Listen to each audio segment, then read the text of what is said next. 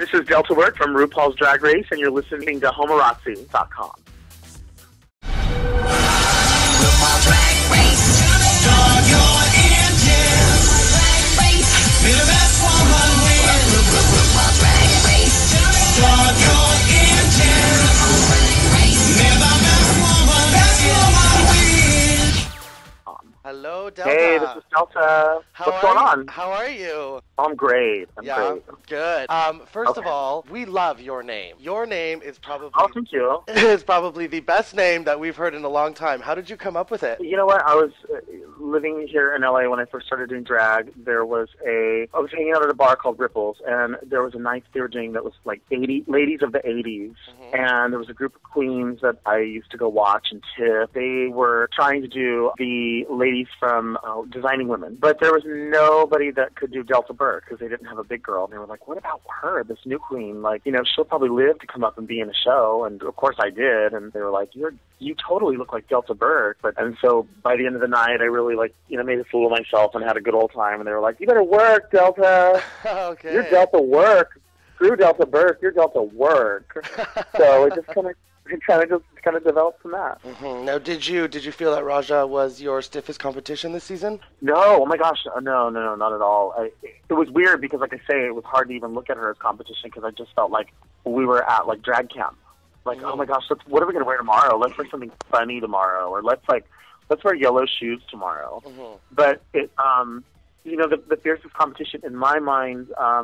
Were a couple of people that I actually left early, and I thought Mimi was going to be the stiffest competition. I thought that Phoenix was going to be stiff competition. Yeah. India Farah, who actually knows everything there is to know about putting a drag queen together. She can make a wig from the ground up. She can paint a face from the ground up. But they just appeared so early, and it was like, how are they gone? Mm-hmm. And how are you the hell here? Now let's get right to that. I mean, the biggest quote-unquote storyline for you was your disapproval of Stacey being there for so long. Now, some of the things that you were saying was how she didn't fit the criteria, so why was she there? Now, I mean, she did win one week, and she was a little bit in the middle, and when she did perform against India, she was better. Like, she knew the song better. Do you think it may have been a little bit of jealousy on your part, or were you really just, dumbfounded as to why is she here? Well, that's a valid point, and a lot of people have been bringing that up, that, I'm jealous of Stacey, or, Stacey's always remains a lady, but I contend that the show is judged on a curve, and, it's graded, it's like being graded on a curve, and being graded on a curve doesn't do anyone any favors. It basically says that as long as you're the best of the group, it doesn't matter that you're the best. It just matters that you were not the worst. Mm-hmm. So what I'm saying is that I thought that I was entering a show that was a competition of the best, and if you didn't meet the criteria of the best, then you were the worst. Right. And what happens is sometimes there is no clear-cut winner and there's no clear-cut loser. So somebody's going to have to lip-sync for their life tonight, and somebody's going to have to win. What happens when you judge on that curve is basically you are turning a competition into a glorified, really uncomfortable awards banquet where somebody gets an honorable mention. What are your What are your feelings on Shangela this season? Number one, coming back, and then number two, just kind of, talking a big talk but not able to, she can dish it but she can't take it, kind of thing. Yeah, Shangela is an amazing entertainer, and I'm sure it sounds odd to preface everything with this is why she's good and this is why she's bad. But the truth be told is that she didn't like hearing the things that people were saying about her. Mm-hmm. She felt as though they were completely unmotivated attacks. Mm-hmm. She felt like they were coming out of left field. Nothing is ever your fault. Nothing is ever instigated. Nothing is ever wrong. Nothing is ever negative. And that when I'm addressing this, I'm talking about in the context of the television show that we did. Right. Because prior to the television show, I knew Shangela, and I know Shangela now. And I think that she's got a lot to offer the world. I think she's fucking hilarious. Mm-hmm. I think she's completely brilliant when it comes to creating characters.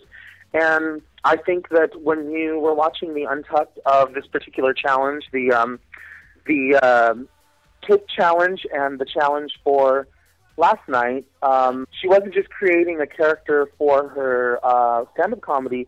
She was creating lots of characters because she's very colorful. And, some people, it's it's really hard to, for some people it's easier to stomach a soft truth than a hard lie. Okay. And the truth is, during the competition, there were people that were getting on my damn nerves, and I'm sure I was getting on other people's nerves. So, Stacey, you know, girl, you wore a tracksuit on the thing. You painted your face black. You were rewarded for being in blackface, but Manila was not rewarded because Pacific Islanders aren't close enough to Asians, so now you're in trouble for making fun of Asian people. Right. According to the public. But Stacey, it's okay to put blackface on and to wear your tracksuit and to grunt because apparently that's what Monique does. I didn't realize that we could be characters from movies versus actual celebrities. But whatever, you know, she was rewarded. Again, that curve. I mean, somebody had to be rewarded. And, you know, there were a lot of people that were very weak. You know, mine was not particularly funny, apparently. And, but, you know, there's other things that I've touched on in Untucked where, you know, a lot of people are saying, oh, your mouth gets you in so much trouble. And, well, you know, stop pouring liquor down my throat then. Because I get nice and loose. That's the one. You know what it is? You guys get. I mean, oh the one thing yeah. apparently the more I drink, the more I drink, the less powder I put on my nose. Apparently, because I look like a big hairy grease ball in every Untucked. and I usually pride myself on my makeup, but I looked at it and I was like, damn, that's not a Heather. Now, is there anything that you look back now and you kind of think, oh, I wish I didn't say that, or is it just kind of whatever for you? No, it is what it is, you know, and I will contend that the vodka's provided, but it's not encouraged or enforced in any way. No one says, like, you need to drink, you better drink. But it is there, and you're kind of like, well, shit, I don't have to drive home, and somebody's going to take care of me, so... And I don't have to pay for the cocktail, so, I mean, why not have the top shelf? You know what I mean? But it's certainly, there's other drinks provided. Yeah. You don't have to drink. But, yeah, you get fast and loose. And honestly, I mean, there were many times that I had these conversations that alcohol wasn't really a factor in it. I just kind of looked around and was like, how are you here? You're ugly. I don't get it. Why are you here? How are you here? You're not funny. You're a booger. You know, and honestly, there's a good 75% of what's being said is in jest. And it's joshing one another just to keep our, you know, head out of the clouds and our feet on the ground, and we joke about it. And, you know, you see the middle of something, but you don't always see the beginning or the end, or you don't see somebody else's response where it's like, well, screw you too, fat bitch. And then you both cheers and laugh. And, you know, you're like, girl, you look like hell. Really? Well, you smell like hell. And, you know, and it's back and forth. But I will say that I was not aware that not everybody was as hard on their sleeve as I was. I when I went into my confessional, I said exactly how I felt. If at times I broke down, I broke down. Now, in last night's Untucked, I mean, we saw that you kind of got a little bit down on yourself, and Raja really pulled you back up, you know, kind of talked you from the ledge. Is that what you saw? You know what? Last night was a big, gigantic, fun Mad Lib of a television show. Uh-huh. It was like, stick this here.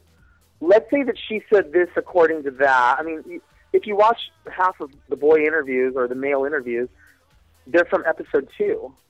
Okay. So you're watching my reaction from episode 2 to my being concerned about what I was going to be wearing on the runway and saying, I'm so worried. Raj is telling me this. I really want to impress my friend, my drag mother. Yet they turned it into like, you know, oh, Delta's so down on herself because she's really worried about the comedy challenge. And I'm like, I wasn't worried about it. The same thing for Manila. Like, when Manila was all upset, Manila had people rolling. Like, yeah. The audience was very easy to please. I'm not going to say, like, I was Jay Leno. I'm certainly not going to say that. And I certainly am not going to say I was the funniest. But just because a particular crowd is not laughing at what you're saying doesn't mean that the jokes aren't funny. And, you know, it doesn't mean that perhaps you delivered them not so well. But, you know, when you're watching a show and you see that, wow, it doesn't look like anyone's laughing at your jokes. Well, yeah, you also see that my stand-up is being interrupted by my male interviews and going back, and it's being spliced in between the setup and the, you know, the payoff. Right. So you're not seeing a whole segment at all, but you're seeing other people's segments. Like Shangela had this, like, 3-minute segment going on, you know, and She had the longest one for sure. She had the longest segment. And granted, she is brilliant and she is funny. So maybe the reason they had to show it is because she was damn funny. I didn't realize until I'm looking at it now that there was some like weird self-esteem issue because I don't have one. Mm-hmm. My self-esteem wasn't in question. What was in question was the behavior of the judges judging on a curve, and like Rita Rudner was giving us her insight. I'm like, girl, 1994 called me, want their jokes back, Rita Rudner. You're not funny to me. Quite honestly, you'll probably sell more seats to your show than I will, but mine doesn't require a 2-drink minimum. Right. So, Waka Waka, knee slapper, I get it, it's funny, but it's not funny to me. Mm-hmm. My comic heroes are Richard Pryor and Lisa Lampanelli and Sarah Silverman. I was asked by RuPaul. RuPaul said, we want you to work from a place of, I can't remember the exact words she used, but it was basically like, we want you to work from a place of where your confidence is low, play off of it because it's funny. Okay. She said it to Carmen. I heard her say it clearly to Carmen on the television show and when I was in the room. I attempted to do that. I created a fictional character, and I created these fictional situations. I thought everyone was doing that. I thought that's what we were expected to do. Mm-hmm. And then it was like, oh, my God, you're so dark and sad. I'm like, really? I am? Right. That's what you got from the show. That's the way it was cut, and I guess that was the way it was edited. But if you're saying that they're using clips from different shows, then... Oh, you can clearly... I contend that anybody can pull up episode 2 and pull up episode 8, or whatever it is, those 2 challenges, the outer space and the other one. You can look at our clothes. You can see that our clothes, as boys, are clearly different. Wow. You are one of my favorite interviews I've ever done in my life. Thank you. Cool, you're awesome.